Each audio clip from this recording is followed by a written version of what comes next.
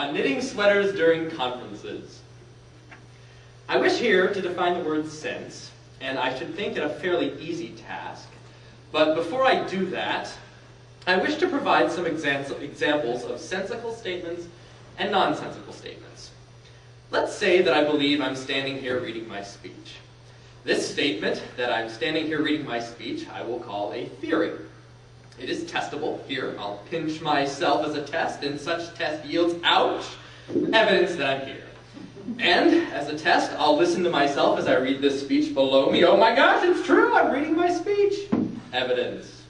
Now, with this theory accepted that I'm standing here reading my speech, if I start making statements that I'm not standing here reading my speech, that I'm standing here knitting a sweater, or that I'm standing here singing an opera, you will say that I'm not making sense. You will say that I'm speaking nonsense. You would be right. However, let's change the theory we've accepted. Let's accept that I am standing here singing an opera. With that theory now accepted, it then starts making sense for me to say that I'm standing here trying to entertain you with the sound of my voice, that I've practiced a lot to get to this place in my singing career, and that Luciano Pavarotti is my hero. It would then be nonsense for me to say that I'm standing here reading my speech. You could say that all I've done in changing my theory is to redefine what I'm doing. A theory, then, it seems, is a sort of definition. A theory could be thought of as one definition of a particular variable, and whatever this theory/definition is, plays a critical role in determining our perception of sense and nonsense. Thus, what is sense and what is nonsense is relative to the theory/definition you hold. Sense is defined as behavior that is consistent with your theory or definition, and nonsense is defined as behavior that is inconsistent with your theory or definition. It is my observation that most people expect other people to make sense. Their expectations act as theories. They're honed from their life experiences, experiences that show that more often than not, other people do tend to make sense. That is, other people do tend to behave consistently within the theories people have formulated about them.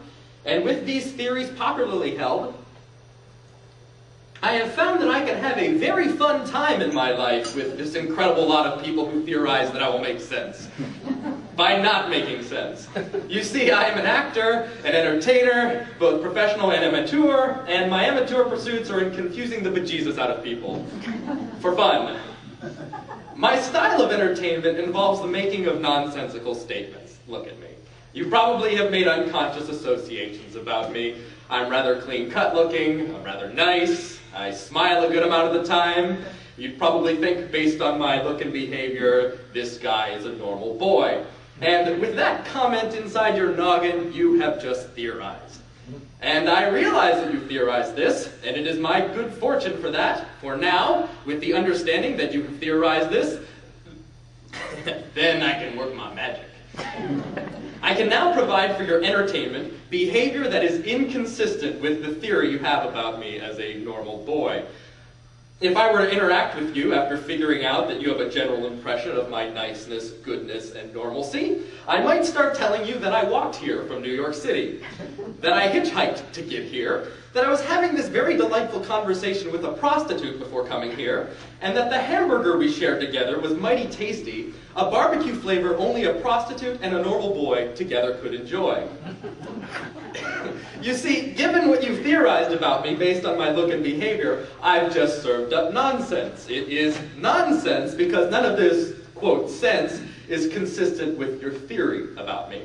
Now, about my travels, I'm only kidding. But if I didn't follow my hitchhiking and hooker and hamburger statements with, I'm only kidding, you might have a muddy mess in your head, wondering what on earth is going on? How on earth could this be true? Ben's, quote, a normal boy. This doesn't make sense.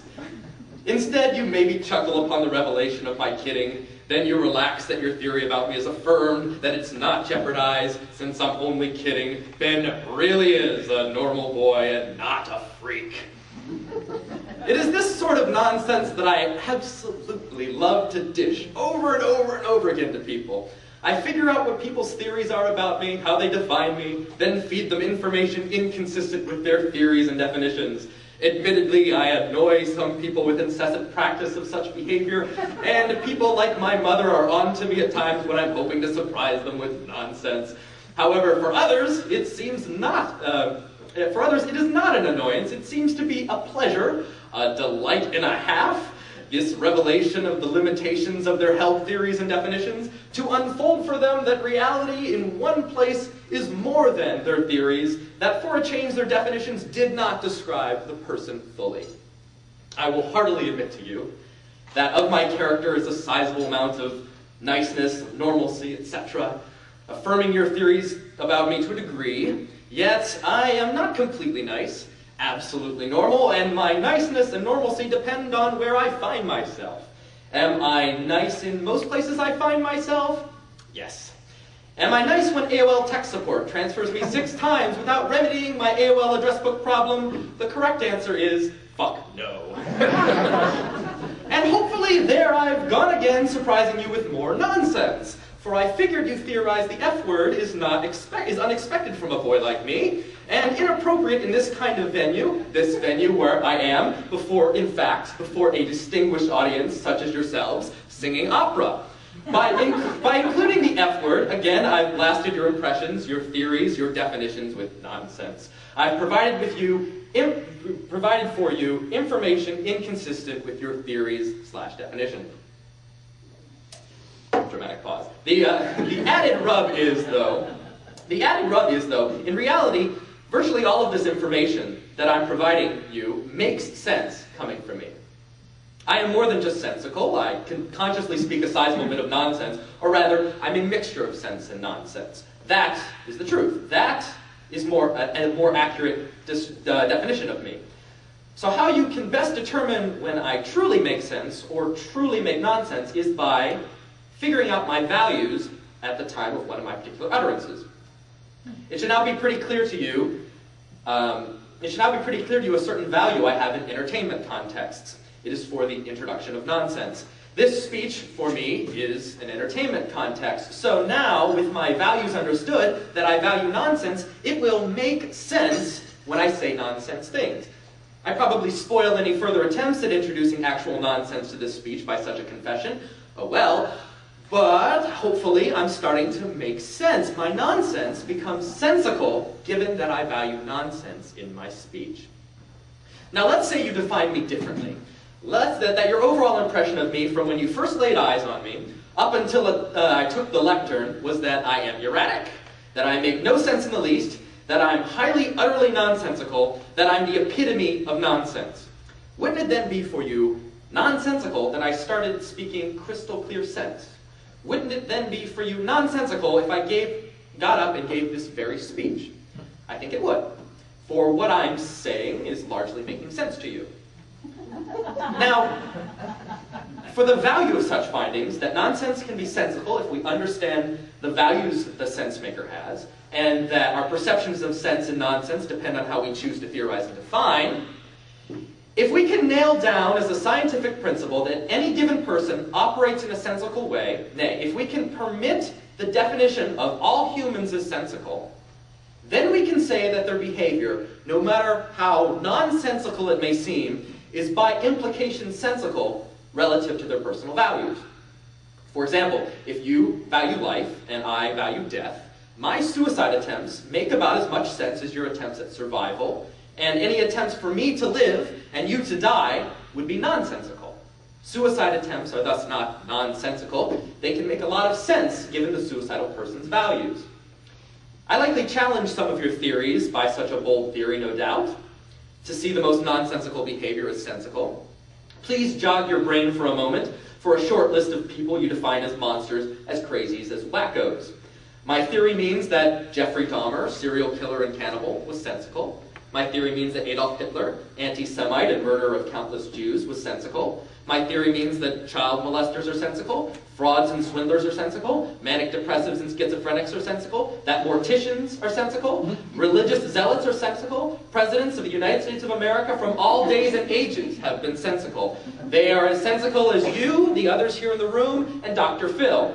Understanding their sense involves redefining them from monsters and whatnot to people like you and me subject to the scientific principle I've outlined, that they're inescapably sensical, and then figuring out their personal values. Well, where do such implications leave us? Another dramatic pause break.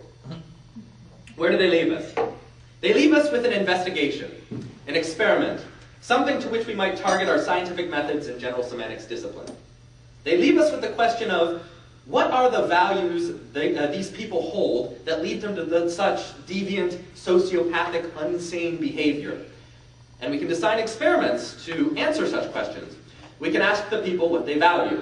Where they don't or can't tell us, we might study them over time, seeing what things they pick up from the table, from the internet, from the library, from their interactions with other people. Such collections may be suggestive of the information they value. We might compare what they pick up against what they do not pick up, and learn about their values this way. Or we might do a historical study of what they picked up or didn't. I'm not a scientist in the discipline sense.